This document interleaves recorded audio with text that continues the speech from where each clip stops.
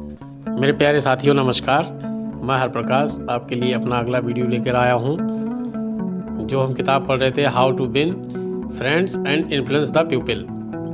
आज हम इस किताब से अधिक लाभ उठाने की 9 सलाहें जो डेल कार्नेगी जी ने लिखी हैं उनको जानेंगे। तो आइए साथियों, स्टार्ट करते हैं हम डेल कार्नेगी जी द्वारा लिखित 9 सलाहें।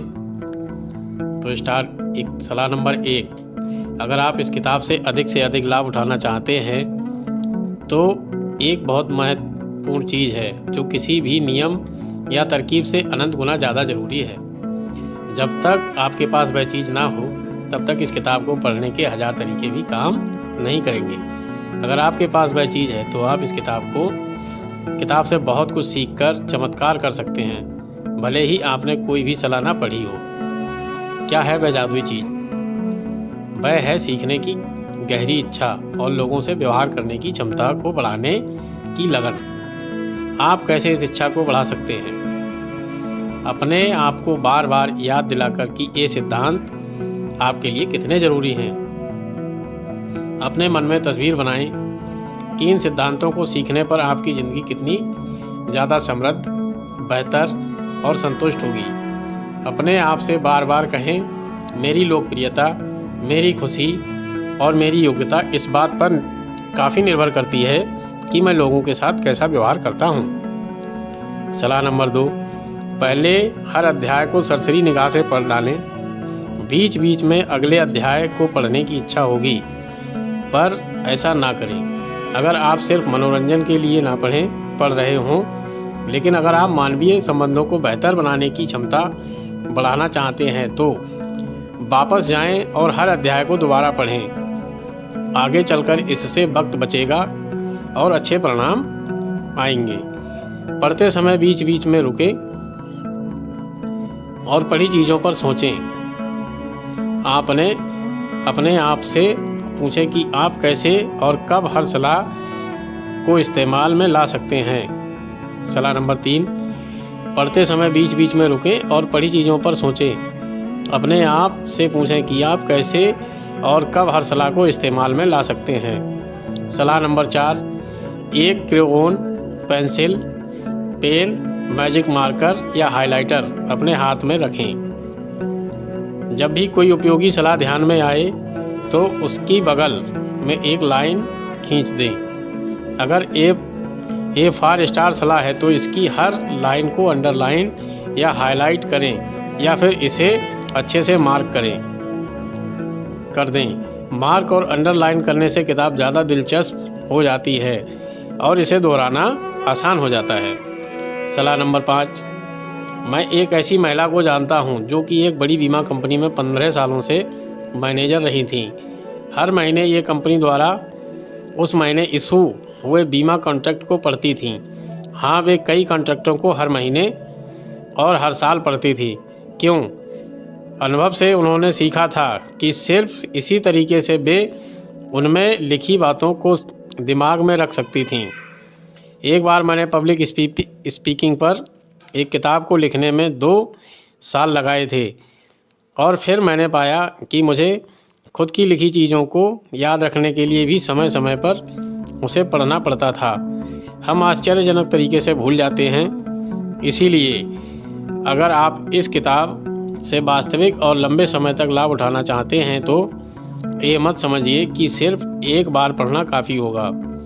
एक बार अच्छी तरह पढ़ने के बाद इसे हर महीने दोहराने में कुछ घंटे लगाने होंगे। इस किताब को अपने डेस्क पर रखिए, इस पर बार बार नज़र डालिए। अपने आप को याद दिलाते रहिए कि अभी आपको काफ़ी कुछ सीखना है। याद रखिए कि इन सिद्धांतों को आप अपनी आदतों में तभी शुमार कर सकते हैं जब आप लगातार इन्हें दोहराते रहें और इनका इस्तेमाल करते रहें, और कोई दूसरा तरीका नहीं है। सलाह नंबर 6, बर्नार्ड शॉ ने कहा था, अगर आप किसी इंसान को कुछ सिखाएं तो वह कभी नहीं सीखेगा। शॉ सही थे। सीखना एक सक्रिय प्रक्रिया है, हम करके सीखते हैं। इसीलिए अगर आप इस किताब में दिए गए सिद्धांतों पर अधिकार करना चाहते हैं तो उनके बारे में कुछ कीजिए। इन सिद्धांतों का हर मौके पर इस्तेमाल कीजिए। अगर आप ऐसा नहीं करेंगे तो इन्हें भूल जाएंगे। वही जानकारी दिमाग में रहती है जिसका हम इस्तेमाल करते रहते हैं। आपको इन सिद्धांतों को हर समय इस्तेमाल करने में दिक्कत होगी, मैं जानता हूँ, क्योंकि मैंने ये किताब लिखी है और इसके बावजूद मुझे अपनी ही सिखाई चीज़ों का इस्तेमाल करने में दिक्कत आई। उदाहरण के लिए, जब आप नाराज़ हैं तो दूसरे इंसान का दृष्टिकोण समझने से ज़्यादा आसान है कि उसकी आलोचना और निंदा की जाए। तारीफ़ करने से दोष निकालना ज़्यादा आसान है। आप क्या चाहते हैं इस बारे में बात करना ज़्यादा आसान है, बशर्ते दूसरा इंसान क्या चाहता है।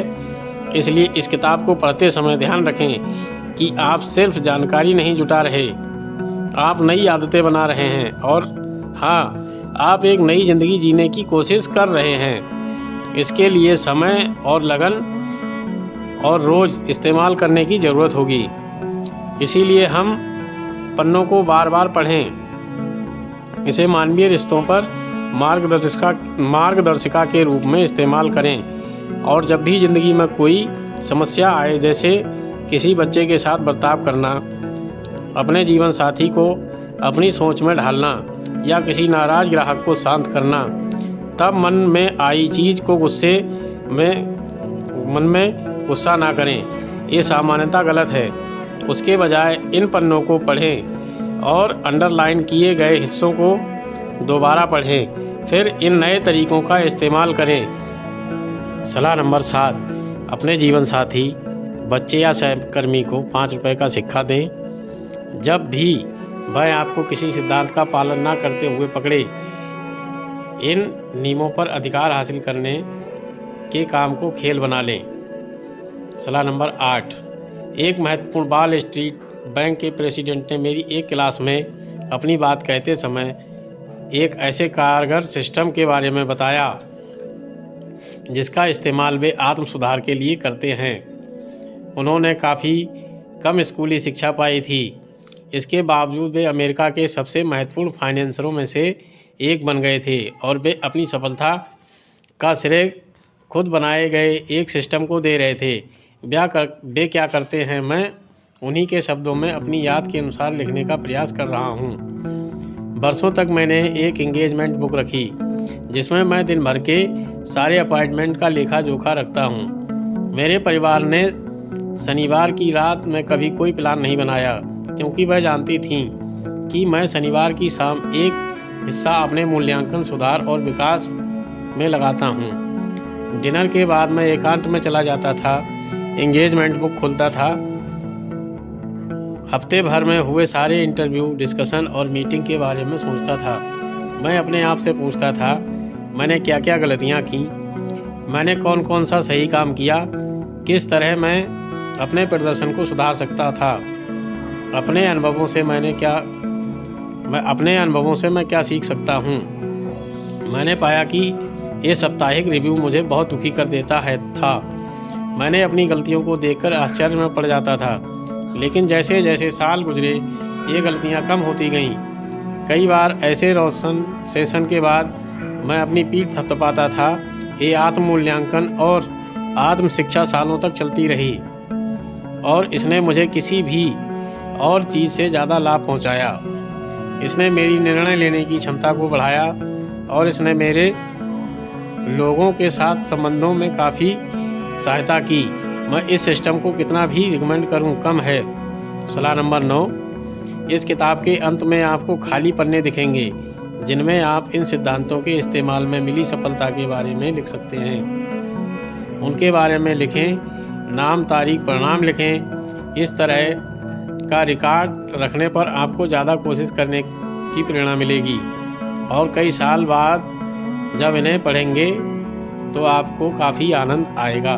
दोस्तों, ये 9 सलाहें थीं। इन सलाहों को एक बार मैं और दोहरा देता हूँ।